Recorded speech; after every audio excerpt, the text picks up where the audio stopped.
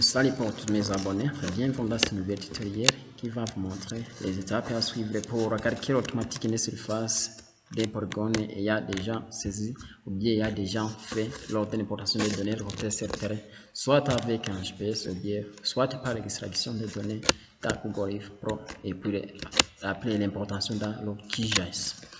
Comment pouvons-nous procéder pour faire tout cela? Je vais inviter ceux qui n'ont pas encore s'abonner à la chaîne, de s'abonner sur la chaîne pour ne pas rater des prochaines vidéos, de liker les vidéos, de faire des commentaires ou bien de faire la partage de la chaîne inscrire à partage des vidéos.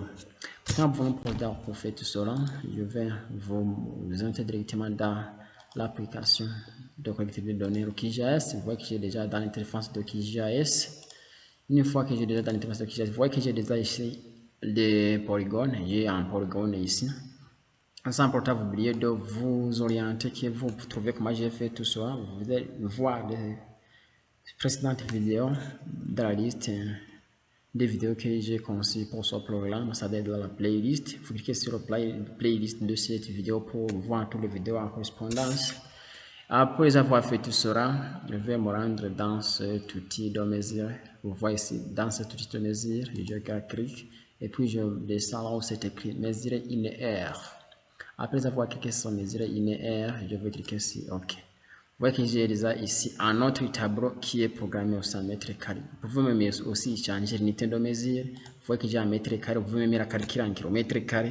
Comme j'ai un polygone un peu long, je peux mettre en kilomètres carrés, mettre en kilomètres carrés, et puis je commence à calculer.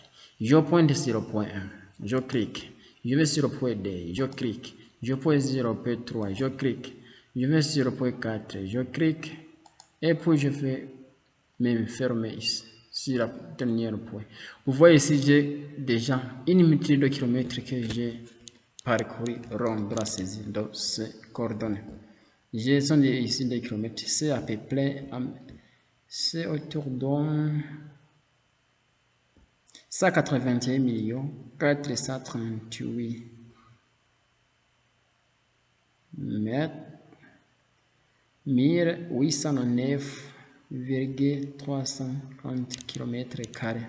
Cela veut dire que c'est une très grande superficie que j'ai récolté toutes ces données. Ce sont des données que j'ai prises sur Terre. Ce sont des données que j'ai prises sur Terre en longitude et en latitude.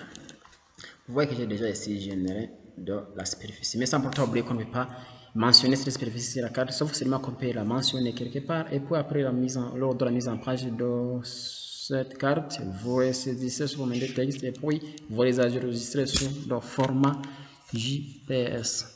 Je vous remercie pour votre écoute attentive, suivi, abonnement, j'aime, inscrivez, commentaire, like des vidéos, partage des vidéos, partage de la chaîne. Et pour les prochaines vidéos aussi, je vais vous montrer comment vous pouvez faire l'extraction des données, que ce soit géographique sur Google Earth, et puis réserver sur n'importe quel format pour pouvoir vous aider à les transporter dans d'autres applications, et puis comment vous pouvez aussi les importer dans les autres logiciels de traitement des données. Je vous remercie.